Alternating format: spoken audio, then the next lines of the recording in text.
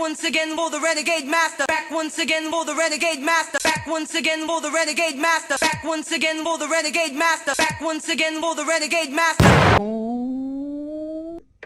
Hello my renegades, and we are back. And what are we back into? As if you didn't know, we are back into Top Boy season 3, and we are now on episode 4. And before we get into it, please, as I always say, hit that subscribe button, hit that notification button so you know when I am back on and doing videos. And let's get into this episode. The title of this episode is called The Food is Killing Us. And as this episode goes on, you'll see the exact reasons why, as they say, the food is killing them to run beat. Anyway, so we know Deshane anger kill did off Jeff, basically, because he didn't like the answer that came back in regards to his money. So he knew that this time he was struggling. We know that Sully and Deshane made the plans to go rob their food back from the Irish, and in the process they killed the Irish people anyway as well.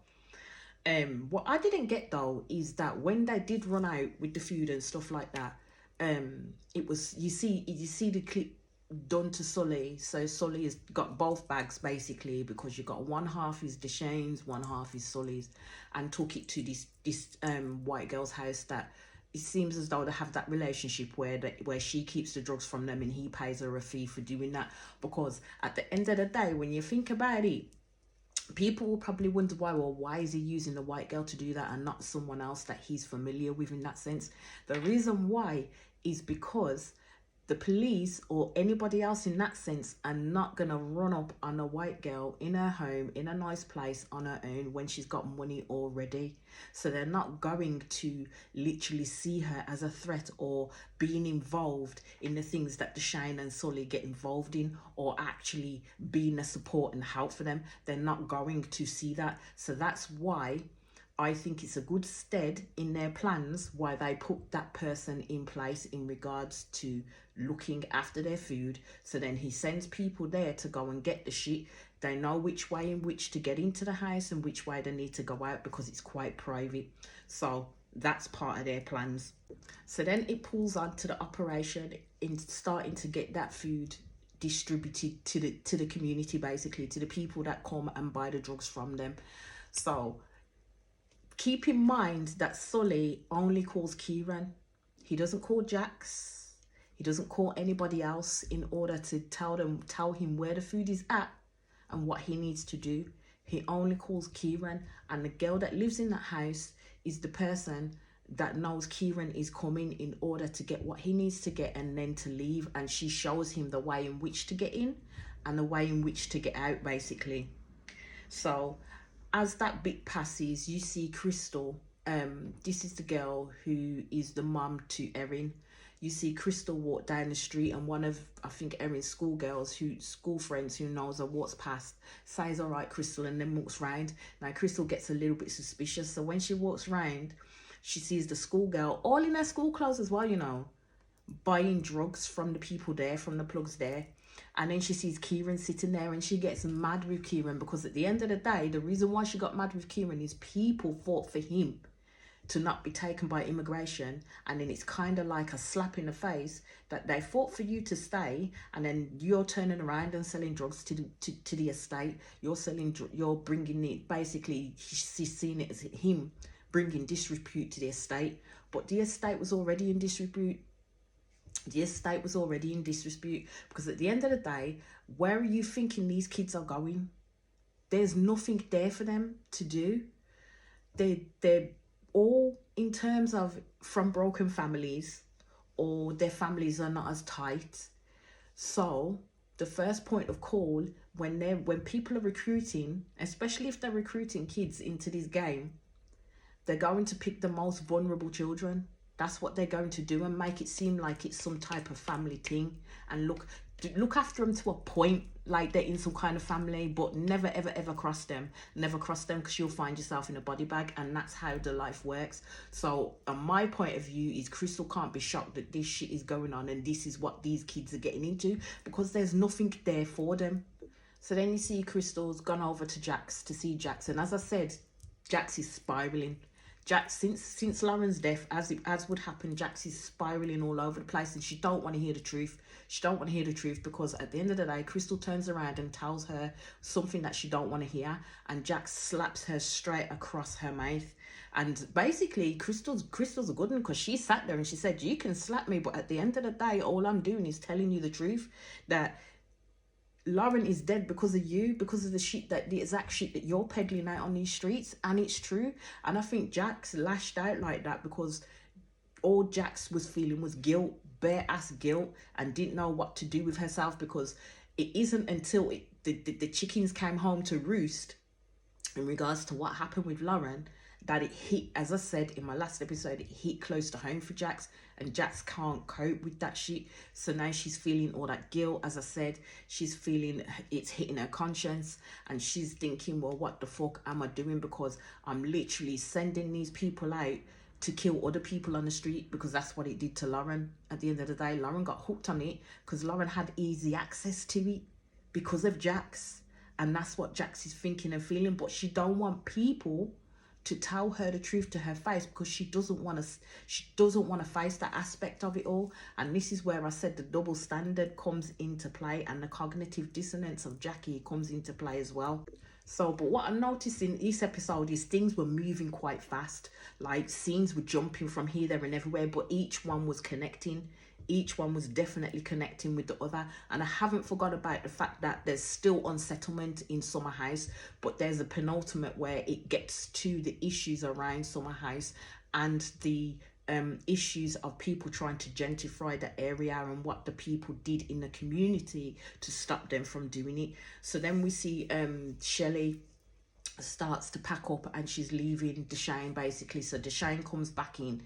This is after Deshane did what he needed to do, basically. So Deshane comes back in and starts getting mad at Shelley for the fact that she's leaving, when basically saying that the only reason why you're leaving is because of the money. And this is where Shelley says, no, the only reason why I'm leaving is because I see you and I see what you're about, and I don't want no part of it. Because at the end of the day, I think in terms of Shelley, I think that was a bit of a, you can correct me if I'm wrong, but from my point of view, I think that was a bit of a hypocritical move on her part, because in actuality, she knew she knew who Deshane was. She knew who Deshane was. She knew what he was about. She knew everything about him in that sense. She knew where he was getting his money from. And she kind of knew that if things started to spiral for him and certain situations happened in a case of high stressful situations, Deshane ain't going to handle that. Deshane gets backbitey. He becomes the person, he becomes the monster at the end of the day, that he don't give a shit about you and how he talks to you. Now, me and myself, yes, hindsight is great. Hindsight is bloody great. I suppose me and myself, I probably wouldn't get involved with someone like Deshane because I already know what he's about and I ain't about that life. But at the end of the day, I think Shelley took her opportunity with Deshane. I think Shelley, yes, she really did like Deshane, and I think Deshane really did like her up until a point. But I don't think as well, with regards to Shelley, that it was all about the money. I think she at least wanted to be treated with a little bit of respect. It's kind of like you being the mobster's wife at the end of the day. That's where Shelley wanted to be, but she didn't want the aggro when things went wrong. She actually wanted Deshane to open up to her and tell her what was going on. But my thing is in that business, it's best if you don't know. It's best if you plead ignorance and be innocent in regards to that. So if you get caught up, then you can't share nothing because you don't know nothing. That's where the plan was in that. But Deshane could have handled that a little bit better with Shelley at the end of the day. So Shelley has left him and they've ended their relationship.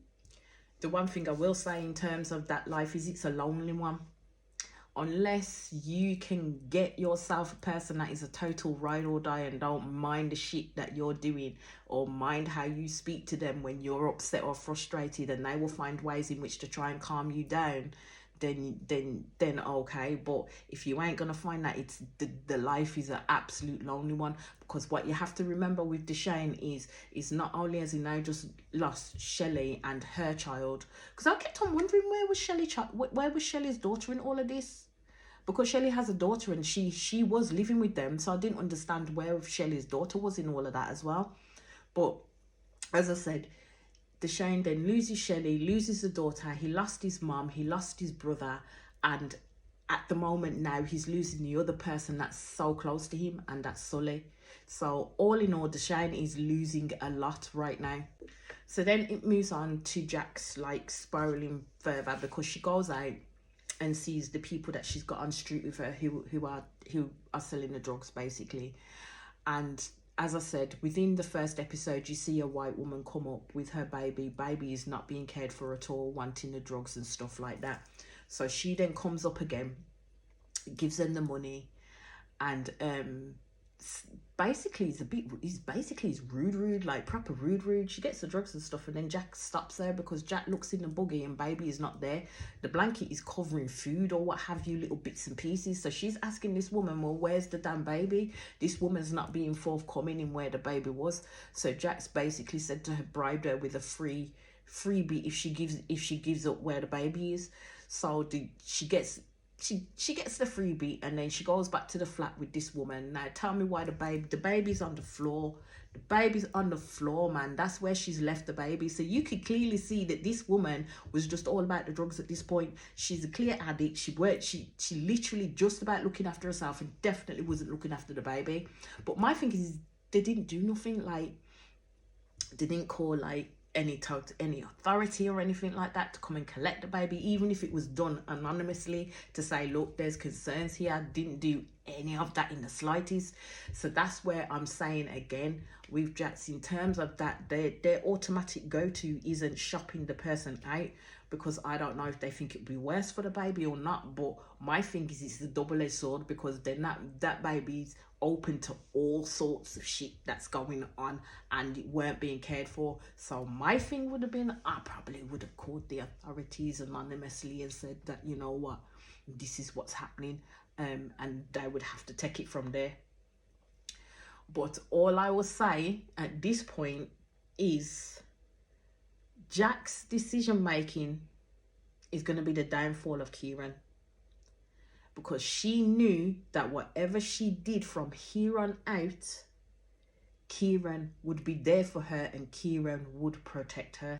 So just before we get into the shit with Jax, you see that the police are all over Jeff's place and taking DNA samples and prints and this, that and the other. Now they find DNA and they find the prints, and they said that they'll get them there by the next minute. Now we all know Deshane ain't doing no prison time for no one. I don't know at this point how he's gonna get out of that shit, but he ain't gonna do no prison time for anybody, because right now Deshane is thinking all is gravy, that nobody's gonna put him at Jeff's place. But I'm like, you didn't clean the place. If he was thinking properly and weren't thinking in anger because of what happened with his money and the fact that he was spiraling and he didn't know what the fuck he had to do then to go and get his money back, and blaming Jeff for what had happened, if he'd have thought clearly and succinctly, he would have done what he needed to do without getting caught. He wouldn't have made the stupid mistakes that he made. But there's a rhyme and a reason to it, isn't there? The way they've writ it and the way they writ how Deshane spirals and what he does throughout the next episodes, there's a rhyme and a reason to why they did it the way they did. Now we flick to Jax. Now and I'm just like, Jax, why? Like, why would you, why? So Jax decided in her, well, it wasn't in her infinite wisdom, because of the fact that she weren't thinking clearly. Because she called up Kieran, so Kieran was there with her. She opened a bit of her car. She's gone to this woman's house, basically. I am jumping forward. So she's gone to this woman's house and basically stole the food. Because when she spoke to Kieran, and this is what I mean about Kieran, loose lips will sink ships. At the end of the day, Kieran can't help but tell Jax stuff, like, because he sees Jax as his family. Now I don't think he was actually thinking that anything would happen to him. That's how I saw it. He was not thinking that anything would happen to him in regards to this, and that he'd be able to lie his way out of a paper bag. That boy can't lie worth a damn. He really can't lie worth a damn. So as we know it, Jax has stole the food, shown Kieran what she's done because Kieran told her where the food was. Now, bearing in mind, he didn't think that Sully was the only person who called him. Sully was the only person who told Kieran where the shit was. So why he didn't think that in the first place is beyond me, or convince Jackie to take it back is beyond me. I didn't get that reasoning and that thinking. But as I said, it was the plot, and as the plot thickened, you could see where the path was going. So then you see Sully and Deshane meet up, and Sully is telling Deshane that he'd heard about Jeff because I think it's all over the news and all this, that and the other. The news outlets have picked it up. And Deshane is acting innocent. But Sully already knew it was you. Deshane is acting innocent like they ain't going to get him for nothing. My dudes, you killed this man in anger and made all of the mistakes. All of the mistakes because you're spiraling out of control. Like completely out of control. So, basically Sully's told Deshane that once they get the money in, everything like that, once he gets his money, then they're done.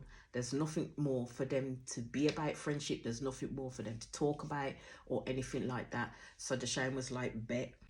So then it slips to Stefan and Sai talking, and basically Sai ends up giving Stefan a gun, and I'm like, why are you doing this shit? Like, seriously? Because we all know Stefan is not a roadman. We all know Stefan is not about that life in that sense. Yes, he's feeling that anger in regards to his brother Jamie being killed by Sully, and yes, he wants to enact revenge, but there's a difference in thinking enacting revenge and getting this gun and acting like a bad man to actually pulling the trigger and killing someone. Because once you've killed someone, that's a road of no return, and it feels completely different to literally off someone and see that you've done what you've done, because that shit will play on your mind consistently. You have to be some type of robust, resilient person. As I said, you kind of have to be like Deshane and Sully, where they don't give a shit.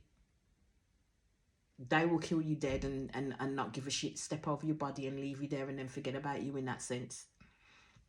So then, as I said in the last episode, when people don't answer their phones to Deshane or Sully, that is when you know you sealed your fate.